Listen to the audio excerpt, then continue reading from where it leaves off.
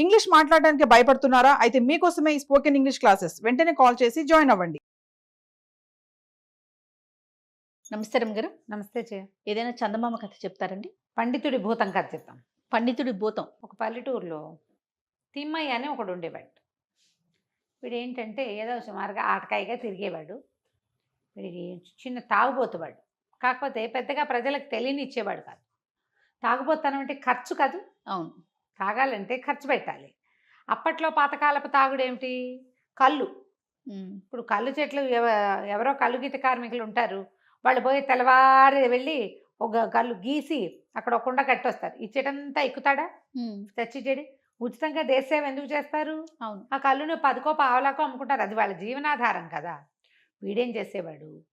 చీకటి మాటను పోయి చెట్టెక్కేసి కుండ బుడ తీసేసుకుని తెచ్చేసుకునేవాడు. శుభ్రంగా దొంగతనంగా అనమాట.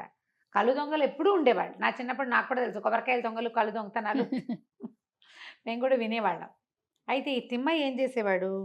ఎక్కడో చోట చెట్టెక్కి కామ్గా వరుసగా ఉన్న తాళ్లలో ఓ చెట్టెక్కి తీసుకునేవాడు. వీడు తాగుతాడని ఎవరికీ తెలియదు. ఆడు తాగేసి ఒక పూట ఎక్కడో చోట పడుకుని మరునాడు లేచి వచ్చేసేవాడు. వాడికి తాగబుద్ధి అయినప్పుడల్లా ఇదే పని. అయితే ఏమైంది, ఒకనాటి రాత్రి ఇలాగే చెట్టెక్కి కేకేమైంది, దిగి కుండ దింపేసుకున్నాడు. దింపుకున్నాక ఆ చెట్టు యజమాని ఆ పక్క చేని వాళ్ళకి కాపలా కోసం పడుకున్నాడు. అక్కడ చూసేసాడు ఎవడో అని. వెనకాల పడ్డాడు. పడేసరికి ఒకటే లగెత్తేసాడు అనమాట. పరిగెత్తి ఎటు వెళ్తున్నాడో తెలియకుండా ఎటో పోయాడు చీకట్లో. ఇది ఇంచుమించుగా రాత్రి 11-10 గంటల వేళ. అప్పట్లో రాత్రి 10 అంటే ఇప్పటి 1 గంట అనమాట, అర్ధరాత్రి. 10 అంటే మనకు అసలు ఇప్పుడు వెలిగే ఉంటుంది. అయితే వెళ్ళిపోయి ఎటు వెళ్ళాడు? పరిసెపాడు అని ఒక ఊరు. ఆ పరిసపాడు ఊరు మొదట్లో పెద్ద శ్మశానం ఉంది. ఒక పాడుబడిన ఇళ్ళు అవి ఉన్నాయి. ఆ పరిసపాడు వైపు ఎవ్వరూ వెళ్ళరు.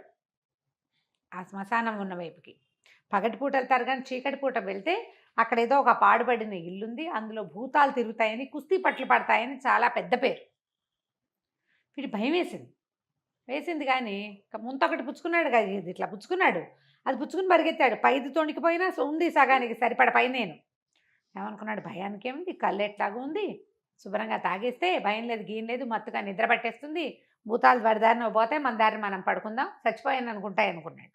అనుకొని ఈ కళ్ళు చక్కగా పట్టించాడు. మామూలుగా కళ్ళు పట్టితే అందరికీ ఏం నిద్ర రాదు, కొంచెం హుషారు కూడా వస్తుంది. అయితే ఏమైంది, పరిసపాడులో చనిపోయినటువంటి పెదచేన్లు గారు అనే ఒక పండితుడు భూతంగా తిరుగుతున్నాడు అక్కడ. వీడు కాస్త అని తూగుతూ ఉంటే ఆయన వచ్చి ఆ పాడుపడిన ఇంటికి బయట వైపు నుంచున్నాడు గుమ్మం దగ్గర. ఏరో ఆయన పలకరించాడు. వీడు కళ్ళు తెరిచి చూస్తే చక్కగా పండిత్ శాలువా, ఎర్ర శాలువా, చెవులకి కుండలాలు, గుండు పిలక, చక్కగా విభూది కట్లు, శుభ్రంగా ఉన్నాడు. కానీ వాడు మనిషి కాదు. అక్కడి నుంచి పలకరించేసరికి ఎవడు నువ్వు అని వీడికి, ఆయన వీడిని అడగాల్సింది పోయి భూతం అడగాలి, వీడే అడుగుతున్నాడు అనమాట. అనేసరికల్లా ఏంట్రా ఇంత దూరం పరిగెత్తుకొచ్చి ఇక్కడికి వచ్చి కూర్చున్నావంటే కుస్తీకి రెడీయేనా అన్నాడు. వీడేమనుకున్నాడు, తాగేసున్నాను, పైగా పండితుడు, ఈయనకేమొస్తుంది కుస్తీ, ఏ పొలం పని చేసుకునేవాడో రైతో. అయితే వాడి కాస్త కర్ర తిప్పడం వస్తుంది. ఈయనేం పెద్ద మనిషిలాగా ఉన్నాడు, గుండు పిలక ఈయనను, ఆయనకేం కుస్తీ వస్తుంది అనుకొని ఏమనుకున్నాడు, ఆ పడతా కుస్తీ పట్టు అనేసరికల్లా వీడికి తెలియని విషయం ఏంటంటే, ఆయన అవడానికి పండితుడు పెద్ద చేన్లు గారే కానీ ఆయనకి చిన్నప్పటి నుంచి కుస్తీ ఇష్టం. చచ్చేదాకా కుస్తీ పట్లు పడుతూనే ఉన్నాడు ఆయన. ఓహో. చచ్చిన తర్వాత ఆ కుస్తీ తీరక ఎవరైనా దొరికితే వాళ్ళతో కుస్తీ పట్లు పడతాడు. ఇద్దరు కలిసి కుస్తీ పట్టారు. ఆయన నిమిషానికి ఒకసారి వీడిని ఎత్తి పట్టుకుంటుండా, బిగిస్తుండా, నేలకేసి కొడుతుండా, ఒళ్ళు హోనమైపోతోంది. ఈ పరిసపాడు సాయంకాలం వేళ వచ్చిన వాళ్ళందరికీ రాత్రి ఒళ్ళు హోనమైపోయి ఏ డొంకల్లోనో దొరుకుతారు వాళ్ళ ఒళ్ళు వాళ్ళకి ఈ భూతాలతో కుస్తీలు పట్టి. కొన్నేమో ఏడిపిచ్చుకు తింటాయి, కొన్ని కాల్చుకు తింటాయి, కొన్ని కుస్తీ పట్లు పడతాయి. వాళ్ళకి ఏంటంటే గెలవలేని వాళ్ళు చనిపోయాక భూతాలు అయిపోతారు. ఈయన ఎక్కడ ఓడిపోయాడో, పండిత్ సభల్లో ఓడిపోయాడో, కుస్తీ సభల్లో ఓడిపోయాడో, మొత్తానికి ఈయన భూతంగా ఉన్నాడు చేన్లు గారు. అక్కడి నుంచి ఇక మామూలుగా లేదు, భయం వేసేసింది. వీడు చచ్చిపోతాను అనుకున్నాడు. ఓ పక్కన కళ్ళు తాగేశాడు. పెద్దగా బ్రెయిన్ ఏమన్నాలంటే బ్రెయిన్ అండ్ హ్యాండ్ సింక్రనైజేషన్ కుదరటల్లా వాడికి. బ్రెయిన్లో ఉంది ఇలా పట్టుకుని ఇలా మెల్లిప్పాలి, అలా చేయాలని. శరీరం సహకరించద్దు, ఈ 2 కనెక్షన్ తగ్గిపోతుంది. కళ్ళు గిల్లు ఏదైనా మధుపానీయం తాగేసరికల్లా శరీరం మాట మీద కదా తూలిపోతుంది. అవును. ఇక చచ్చిపోతానని భయం వేసేసింది. పిడిగుద్దులు గుద్దేస్తున్నాడు ఆయన. ముక్కు మొహం పచ్చడైపోయినాయి, జబ్బలు సలిపేస్తున్నాయి, డొక్కల్లో కొట్టేస్తున్నాడు, ఎత్తెత్తి విసిరి కొట్టేస్తాడు నేలకేసి. పప్పు కుదేలైపోతున్నాడు, పప్పులాగా అయిపోతున్నాడు. అక్కడి నుంచి ఏం చేశాడు, ఇలా మెలికేసినప్పుడు ఆయన తలకాయ చేత్తో పుచ్చుకున్నాడు చచ్చిపోతాననిపించినప్పుడు.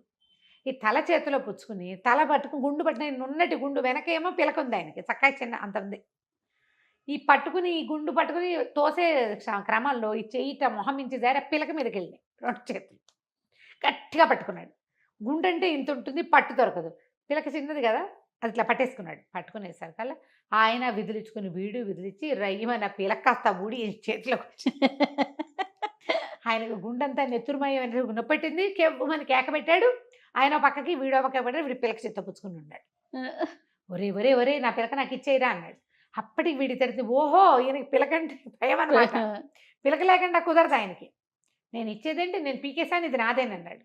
అనగానే ఆయన ఒరే ఒరే నీ దుంపదగా, పిలకేరా నా బలము, మా మిగిలిన భూతాలందరూ మనిషి వేధవతోటి పిలక పీకించుకున్నానని ఎక్కిరిస్తారు, దానికి తోడేమో పిలకలోనే నా శక్తి అంతా ఉంది. మనిషి కాదు కదా భూతం. సాధారణంగా ఒక వెంట్రుకున్న భూతానికి ఆ వెంట్రుకలో ఉంటుంది శక్తి. దాని పవర్స్ అన్నీ అందులో ఉంటాయి. నా పవర్ అంతా అందులో ఉంది. పిలక ఇచ్చేయిరా ఇచ్చేయిరా అనగానే వీడికి అర్థమైపోయింది. తాగుబోతానం ఉన్నా చావు దెబ్బలు తిన్నాడు కదా, వీడు చావు తెలివి బయటకు వచ్చింది అన్నాడు. వీడు నేను ఇవ్వను కాక ఇవ్వనన్నాడు. అనేసరికల్ నీ బతిమలు ఆడుకున్నాడు ఆయన. ఒరే ఇక్కడ మంచి బ్రహ్మాండమైన ఇది ఉంది, లంకె బిందెలు ఉన్నాయిరా. లంకె బిందెలు మామూలు బిందెలు కాదు, ఖజానాలు ఉన్నాయి ఇవి శుభ్రంగా. వాటి నిండా నవర్సులు సౌరీలే, కడ్డీలు అనమాట. కడ్డీలు నవర్సులు ఉన్నాయి. చక్కగా తెచ్చి పెడతా. మంచి ఇత్తడి బిందె ఒకటి ఉంది, అది తెచ్చి పెడతా.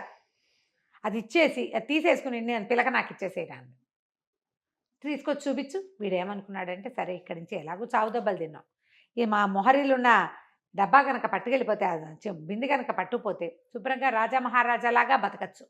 ఈ దొంగతనపు కళ్ళు బతికెందుకు మనకి, ఎప్పుడైనా కావాలంటే ఇంటికే దర్జాగా తెప్పించుకోవచ్చు అని ఆలోచించి అసలు మొహరీలు ఉంటాయా నిజంగా, నేను నమ్మంతే చూపించన్నాడు. ఆయన ఏం చేశాడు, లోపలికి పరిగెత్తుకుంటూ పోయి ఎక్కడి నుంచో పోయింత ఇత్తడి బిందె తెచ్చాడు, పెద్ద సైజు. ఈజీగా ఒక 10-12 లీటర్ 15 లీటర్ల దాకా పడుతుంది ఇంత బిందె. దాని నిండా మొహరీలే గలగల గలగలలాడుతున్నాయి. ఇంతంత కడ్డీలు, అంతంత బిళ్ళలు. తీసుకొచ్చి చూస్తే కళ్ళు తడుక్కుమన్నాయి వీడికి. ఏ బాబా ఎంత బాగున్నాయో అనుకుని. కానీ ఇప్పుడు గనక బిందె తీసుకుని పిల్లకి చేతికి ఇచ్చానా ఈ బ్రాహ్మడు ఏం చేస్తాడో మళ్ళీ మళ్ళీ పవర్స్ వచ్చేస్తాయి. మళ్ళీ పవర్స్ వచ్చాక ఏం చేస్తాడో అని బాగా ఆలోచించుకుని నేను నిన్ను నమ్మను, ఓ పని చెయ్యి, ఈ బిందెను మా ఇంట్లో చేర్చు ముందు బిందెను, మరి బిందె ఎవరైనా తలుపు తీస్తారా అన్నాడు. సరే నన్ను బిందెని రెండింటిని చేర్చు చూస్తానన్నాడు. అక్కడి నుంచి ఈయన అమాంతం వీడిన బిందెతో సహా ఎత్తుకున్నాడు. ఈ తిమ్మాయిని ఎత్తుకుని వాళ్ళ ఇంటికి తీసుకుపోయాడు. వాకిలి చిన్న ఇల్లు, వాకిలి తలుపు తీసుకుని వాడు లోపలికి వెళ్ళాడు. బిందె లోపల పెట్టుకొచ్చాడు. లోపల నా పవరే అరే బాబాబు నా పిల్లకి ఇచ్చేయరా అంటే వీడికి ఏమనిపించింది, ఒక తమాషా చేద్దాం. ఎక్కడో పరిసపాడులో ఉండవలసిన వాడు మన వాకిట్లోకి వచ్చి నుంచున్నాడు. ఈయన చూస్తే పండిత వేషం, ఎర్రగా శాలువా, కాశ్మీర్ శాలువా, చెవుల కుండలాలు, గుండు, పిల్లకి ఊడిపోయింది అనుకో అయినా కూడా గుండు, పట్టివర్ధనాలు, చక్కగా విభూతి కట్లు, కాళ్ళకి ఏమిటో గండపెండరాలు అవి కూడా ఉన్నాయి ఆయనకి. ఎన్ని చోట్ల సంభావనలు పొందాడో పెద్ద మనిషి. ఏమనుకున్నాడు, కాస్త తమాషా చేద్దాం అనిపించింది కానీ భయం వేసింది వాడికి. ఇక్కడ దాకా వచ్చిన వాడు నువ్వు నన్నేం చేయకూడదు మరి అన్నాడు. ఏమీ చెయ్యనురా, నా పిల్లక నాకు ఇచ్చేసి నేను పోతానంటే వీడేం చేశాడు, ఒక్క గంతులో ఇంట్లోకి వెళ్ళిపోయి ఆ పిల్లకని తలుపు సందులో నుంచి గిరవాటేసి తలుపేసేసుకున్నాడు. ఇక బతుకు జీవుడా అనుకుని ఆ పండితుడు అద్భుతం ఆ పిల్లకని తీసుకుని దురుకుని నెత్తి మీద అంటించుకుని తన దారిని అదిపోయింది. ఆ తర్వాత ఈ తిమ్మయ్య బుద్ధి తెచ్చుకుని బతికొచ్చా వెనక్కి. ఇంకోసారి వాళ్ళ అమ్మకి చెప్పేసరికి వాళ్ళ అమ్మంది వరే నువ్వు కాబట్టి బతికొచ్చావురా, చావు తప్పి కన్నులు ఒట్టపోయి వస్తారు, మనుషులుగా రారు, ఆ ఎముకలు ఎప్పటికీ ఇదవ్వవు. పాపనాయన కాబట్టి నిన్ను నేలకేసి కొట్టాడు కానీ విరకొట్టేసేలా, ఏదో దెబ్బలతోటి ఉన్నావు అంతే, ఏవి విరిగిపోలేదు తెగిపోలేదు. బుద్ధిగా ఉండు, తాగుబోతానం మానేసేయి, చక్కగా తిండి అన్నీ లభిస్తాయని తల్లి బాగా బుద్ధి చెప్పింది. ఆ తర్వాత ఆ కడ్డీలు ఇవి కాసులు అవి కరిగించుకుంటూ చక్కగా అమ్ముకుని ఇల్లు వాకిలి అన్నీ ఏర్పాటుగా కొనుక్కున్నాడు.